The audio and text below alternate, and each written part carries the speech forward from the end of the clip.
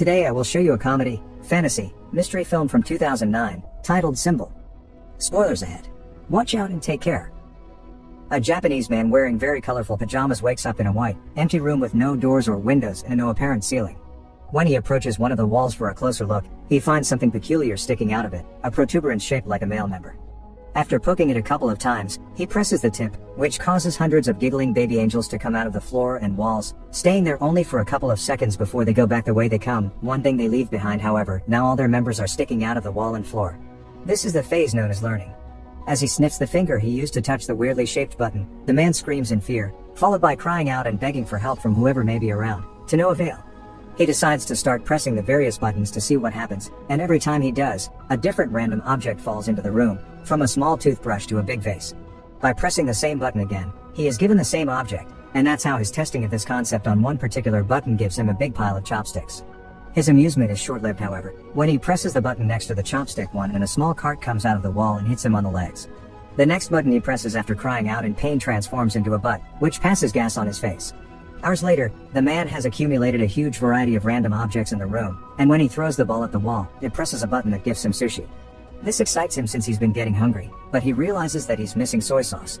He asks his captors for it, but as always, he gets no answer, so he repeatedly presses one of the buttons until he has a bunch of sushi in front of him but still no sauce. Giving up, the man proceeds to eat the sushi, which he finds rather delicious, and once he's finished the last piece, he presses the button for more, getting furious when a bottle of soy sauce finally shows up. After angrily pushing the bottle out of the way, he presses a different button and gets a pair of old-school 3D glasses. When he puts them on, he manages to see a baby angel pointing at his member, and the man gets happy because he thinks he may have found the answer. However, after pressing that particular button, all he gets is a countdown and a giant butt appearing from above to pass gas on top of him. Some hours later, he's read 5 volumes of a manga that he finds very entertaining, but when he presses a button to get the 6th, he gets the 7th instead. Frustrated, he starts trying other buttons, which give him 8 and 9 but still no 6. The last button he tries, though, has an important surprise for him. It opens a section of the wall that hides a door behind it. The man celebrates this discovery, but in his excitement, he loses track of which button is the one that opens the exit. He tries one at random and shockingly sees an African tribesman run from wall to wall. The next one makes water fall on his head. The third one turns out to be the one he needs, and as soon as the wall opens, he runs to it, only to see it close on his face. His second try ends the same way, and it's then he realizes that the door stays open as long as the member tip is down, so he starts trying out different ways to achieve it. First, he goes for a runner position, pressing it with his foot. Next, he hits it with a fly swatter from as far as possible, hoping the distance will make a difference in his running time. None of these work, and neither do pulling it with a jumping rope or hitting it with the air sent by a fan. His following plan is to get on the cart and push it after pressing the button, but after a few tries, he comes to accept he simply can't control it. What he needs to do is find a way to keep the button tip down. He puts the huge vase on top of it, but the button manages to stick back up again, so the man reaches the conclusion that he needs to fill the vase to make it heavier. First, he tries the water button, but it's pointless. No matter how hard he tries to redirect the water, it only falls on him and nowhere else. His next attempt involves filling the vase with sushi, but it becomes so heavy he can't even pick it up. The neck of the vase is also too narrow for his hand to go through, so the man has no other choice but to use chopsticks and remove a bunch of sushi piece by piece. Moments later, once he's removed enough, he manages to barely pick up the vase, so he does exactly that and takes it closer to the buttons. When he gets there, he finds himself having to put down the vase on the floor because he has lost which button it was again, and when he tries one, the African tribesman comes out and accidentally bumps into the vase, causing it to crack and break in half. This sends the man over the edge, who, as he freaks out and yells nonstop, finds the right button and begins covering it with sushi. This, of course, doesn't work either, and the little member pops up among the rice. Then the man tries covering the button with tape, followed by tape plus a steel plate, but nothing works. After taking some painkillers to deal with the pain caused by the door every time it hits him on his back and a nap as well, the man wants to wash his teeth, so he presses a button to get water. It was the wrong button though, and this one reveals a rope falling from the ceiling. This instantly improves his mood because it gives him an idea for a new plan. He opens the door, then uses the rope to swing himself across the room and make it before the door closes. Sadly, when he tries to open the door behind the fake wall, he discovers it's locked. He returns to the room just in time before the door closes, although it manages to hit him on his way out anyway, and in frustration, he kicks the wall, activating one of the buttons and revealing the key floating in the middle of the room. Like it happens with the door though, it goes away when the button perks out again, so the man must find a way to keep both the key in the room and the door open. First, however, he needs to find the button again, because he got distracted and lost it. By observing more or less where his foot would have landed when he kicked the wall, he chooses a button only to get a dog coming out of the wall to bark at him. The same happens with the next button, but luckily, the third try is successful.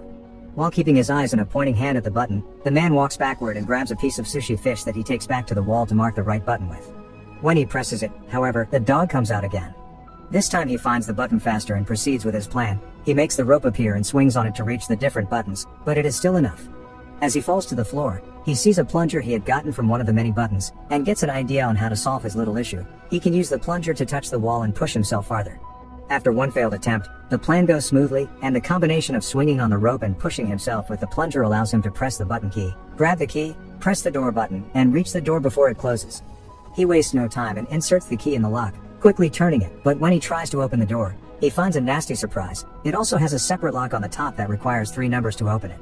The man rushes out, getting hit by the door as it closes, and in frustration, he throws the plunger at the opposite wall, activating the button that releases the African tribesman.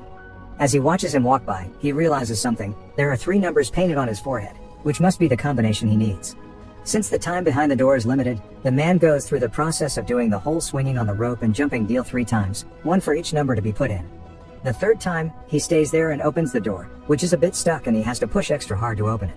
When he finally manages to do so, the piece of wall behind him closes, leaving him trapped and without enough room to finish opening the door. Devastated, the man sits on the floor and starts crying, remembering all the fun he had with the objects he had gotten from the buttons. He had been locked there too, but at least he had room to move and entertainment, and now he realizes he didn't appreciate what he had while he could. Suddenly, he feels a breeze on his face coming from the left wall. As soon as he touches it, he finds a crack that indicates it's a fake. He wastes no time and pushes the panel open before running out of there, soon reaching a mysterious hallway floating in a pitch black area. It feels like he spends an eternity running towards an exit, and when he finally makes it to a room, his hair is longer and the colors of his pajama have faded. This room is also empty and the door he uses closes as soon as he enters, but instead of baby angels, here there are adult ones, who also disappear into the wall and only leave out their members to be used as buttons. This is the phase known as practice. Meanwhile, in a city in Mexico, little Antonio's family is worried because the father, a wrestler known as Escargot Man, is behaving more taciturnly than usual. His wife thinks it may be because this next opponent is much younger than him, but the grandfather points out that what matters is experience, not youth. Escargot Man is picked up by his daughter's sister Karen on her truck and she drives him to the wrestling ring so he can start getting ready early, which includes changing clothes and praying to the Virgin.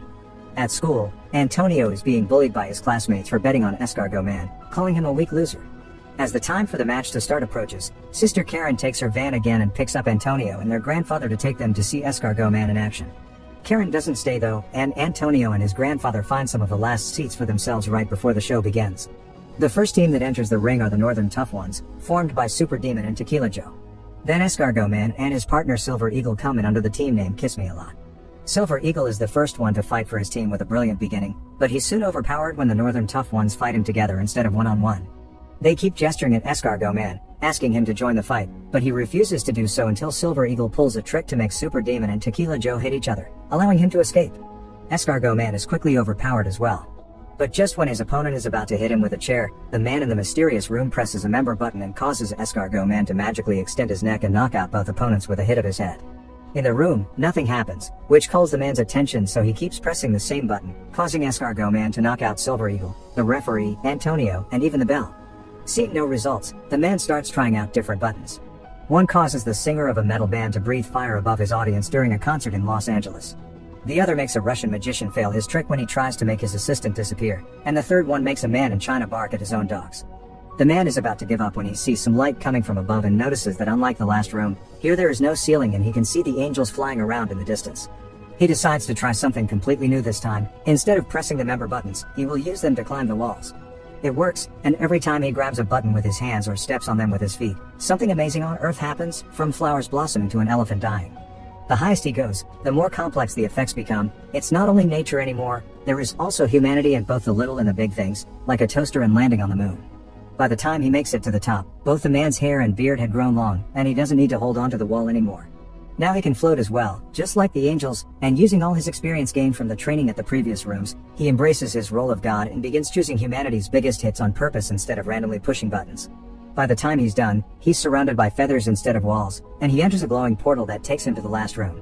This one has the continents on its walls and a huge member button that the man is about to press. This is the phase known as future. Make sure to subscribe and turn on notifications so you can watch more videos like this. Thanks for watching.